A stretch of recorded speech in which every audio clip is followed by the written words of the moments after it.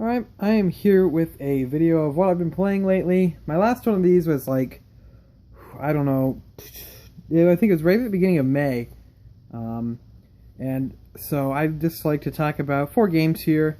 I've been playing some other stuff just a little bit, and then some stuff, I was playing, that I've already talked about before, so I don't need to talk about that. But I got 4 games here today I wanted to talk about.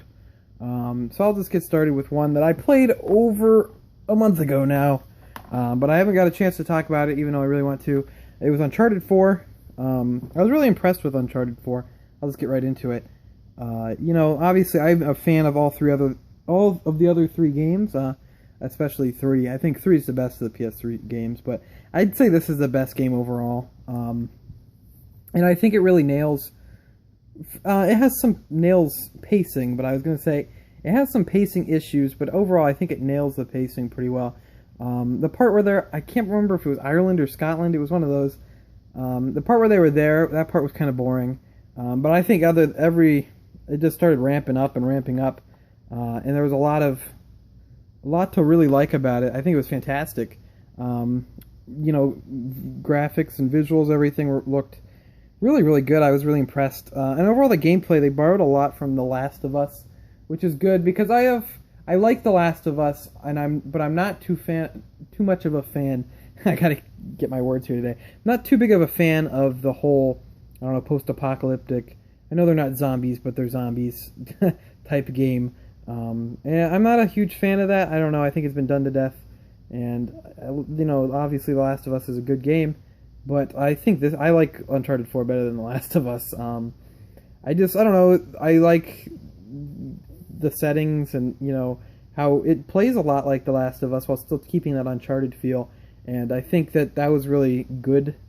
Naughty Dog's obviously learned from The Last of Us and has moved it on and applied it to Uncharted, and I think it worked really, really well. The new stuff they've added was really cool. I liked the grappling hook and sliding and stuff, the grappling rope really, but new characters were great. The story was actually interesting. Usually, Uncharted stories just kind of exist. They're not bad by any means, but they're your typical, like Indiana Jones type story, where they're fun. You're along for the ride. Obviously Indiana Jones has the better stories there, but they're fun. You're along for the ride. It's a good time. But Uncharted 4 really ramped it up. Really, really great game. Definitely recommend. I'm sure everyone's played it by now. So there you go. I guess I'll just do the other PlayStation 4 game I've been playing, which is Ratchet and Clank. I picked this up. Next pickup video, this will actually be in it. But I picked this up. It was on sale at Best Buy for $30. My Gamers Club got it down to $24. So I definitely was going to pass that up because I was wanting to pick it up for a while. I just never got around to it. And then when I hit a sale, I was like, yeah, I'll get it now. But yeah, this is really good as well. The fact this was only $40 when it came out is really, really awesome. I don't know. I mean, maybe they're just like, oh, it's just a licensed game, a remake of the first game. But I don't know. I think it's probably worth the full $60. But hey, since it's only $40, you can recommend it even higher. It's really, really good. Really satisfying to play. Really fun.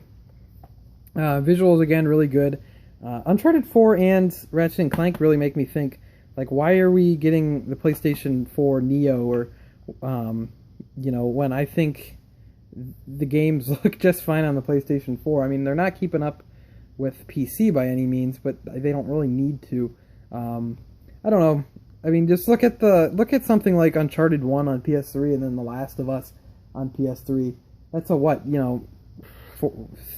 6-year gap? Yeah, 6-year gap. And I mean, those games look incredibly different. So I don't know. I mean, I think they should have just let the system grow more. But I mean, I think the games coming out now look great. Obviously, there's some that don't look great, but I think especially these first-party titles really look fantastic. Ratchet and Clank's great. It plays really well. It looks great. It's a lot of fun. A lot of people, I remember when it was first showed off at E3, I think 2015, maybe 14, I think it was 15 though. Everyone's like, oh, why are they using cutscenes from the movie? That's so stupid. This is going to be crap. And I was like, hey, I was watching the gameplay. I'm like, this looks really good. So I kept it on my radar, and I was really happily surprised to see that this ended up being like really really good. But yeah, it really is really great. Definitely recommend. Worth the $40 in my opinion. I know the movie kind of bombed, but I guess if anything came out of it, it was a great game. It's now, I guess it has the movie has probably the best movie licensed game ever. So I guess that's something, right? But yeah, definitely recommend Ratchet and Clank for the PlayStation 4. I hope I know they're doing a Sly Cooper movie. I would love if Sucker Punch came back and like redid the first Sly Cooper game, because I really like that one. I still haven't played Sly 2 and 3, but Sly Cooper 1 is pretty fun. Maybe I'll have to get that HD collection and play through those, and maybe platinum them. I'm talking just to myself. Next game I want to talk about, the end in the PS4 games. Kind of the reason I did this series is so I could talk about games that I've had for a while but just started playing. One of those games I've had for probably 2 years, but I just started playing was 999. And I heard a lot of great things about it, so I was like, the third game in the series is coming out soon. I have Virtue's Last Reward, but obviously I haven't played it because I've not quite finished this one yet. But I mean, I've heard a lot of great stuff, so I started checking it out, and I like it. It's kept my interest. It's interesting. The whole mystery of it's really interesting. It's good. I don't like the multiple ending thing, and that's what bothers me, I think, the most, and what's discouraged me from going back and getting the true ending, is that I just kind of played the game how I wanted to, and ended up getting, I don't know if this is spoilers or not, it's the name of, if you want to skip ahead, that's fine. It's not going to be a spoiler, I don't think, but some people are kind of babies about spoilers. I got the coffin ending. I'm not going to tell what it is, but I got the coffin ending for anyone who knows what the game is. Which is it's like a really stupid ending. And then I was like, okay, let me look up how do I get the true ending. It's like, oh, well, you have to get this ending to get, you have to get the safe ending, which is a bad ending, so that you can get the true ending. So I was like, I gotta go play through, if you play through the game headed towards the true ending, but don't get the safe ending, you get the coffin ending. So I was like, wait, so I was about to get the true ending, but because I didn't get a bad ending, I didn't get the true ending, so I have to play through this game again twice. One's a different path, so I'm fine with... I'm kind of playing through the safe route now. The safe route now. So I gotta do that, and then I gotta play through the whole coffin ending, but actually get the thing. Luckily, you can skip text, and it'll just come right back when there's decisions or text that you have not seen. But... it's just a little annoying. I don't like the multiple ending things too much, but I'll put up with it. Maybe before I play Virtue's Last Reward, I'll have to try to do a little spoiler-free, research to see what the heck I'm supposed to do. Because I think that game has more endings. This one has like 7. I think that one has like 20 or something ridiculous. I don't know. Don't quote me on that. But 999, good game. I'm gonna go back to this one soon. I took a break on it because I was a little discouraged, but I'm going to get back to that one soon and go for that true ending and finish that one up. But yeah, good game. Kind of annoying mechanic there, but I guess it gives a replay value. I'd rather just have it be a straight path, like through the game, like Danganronpa or something, or Ace Attorney. I'd rather have that than all these branching paths, but hey, what are you going to do? And then the last game I wanted to talk about is the newest release here, Tokyo Mirage Sessions Sharp FE, which is a really, really, really stupid title.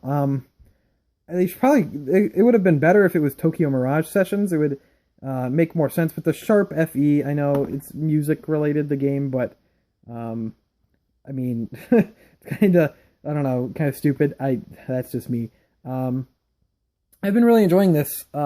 It's plays a lot like Persona 4 or more like Persona 4 than 3, but both those games play pretty similar. It plays a lot like that. I mean, this was originally Shin Megami Tensei Cross Fire Emblem, which really isn't, Persona is not under the Shin Megami Tensei umbrella anymore, but I mean, it still plays, it's more Persona than it is Shin Megami Tensei. So, I mean, if you're a hardcore SMT fan, sorry, but I don't know, I like this. I'd still give this a shot. It's a really, really good JRPG. There's not too many JRPGs on the Wii U. The only other one I can think of is Xenoblade X, which is vastly different. That's not turn-based. This is turn-based. So if you want a JRPG on the Wii U, this is pretty much your best bet. But I think it's really good. Writing in the story is really goofy and like weeby.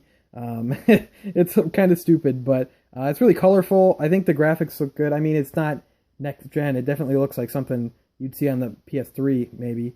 But I think it's colorful. It looks nice. Presentation's nice. Battle system's fun. I really can't recommend it enough. I think it's a good addition to the Wii U library. I think if you're collecting for the Wii U, I'd definitely pick it up because I don't think it's going to be a game that's going to sell very well, and it's a late release Wii U game, as you can tell, since NX is going to be pretty much in the nail in the Wii U's coffin next March. So I would just probably say go ahead, pick it up. I'd recommend it. But yeah, I'd say it's a good game. One thing that bothers me though is that it takes place in like Japan, which is all cool, and you get like Shibuya and stuff you get to go to. But all like the pedestrians and stuff are like just don't look like they're like people. They're like silhouettes though, and they're like different colors, which it's a stylistic choice. They're like yellow, blue, orange, pink, stuff like that. But they're not like they're just weird silhouettes. They don't have like facial expressions. It kind of I don't know, it kind of takes you out of it. You're like, nah, I'm not really in Japan. I'm just in this weird place where I'm the only person that looks real, except me and my anime friends. But, I mean, other than that, I'd say great game. Good addition to the Wii U library, which, one of the final additions to the Wii U library. One last thing about it is that there's the functionality on the gamepad where you're like, your friends text you or something, you have to continue the story, you have to hit the gamepad and kind of flip it up to like read what they're texting you. And I don't want to have to use the gamepad if I don't want to, so I'm like using the Pro Controller, and then I have the gamepad next to me, and I'm just like, But I mean, I guess the Wii U gamepad's nice because it has a TV remote on it, so I mean, I don't mind having it next to me, but kind of a little annoying that they kind of shoehorned gamepad integration into it, but nothing bad. I think all 4 of these games here I'd highly recommend. All 4 very good. And I'd definitely pick up all of them. Or play all of them if you have not. And I guess that's all I have for this video. I'd like to thank you for watching. Make sure to leave a comment with what you've been playing lately. If you playing any of these games, what you think about them. Or whatever you've been playing. I know there's plenty of games out there that I'm not playing right now that a lot of people are. So I'd like to thank you for watching, and I will see you next time.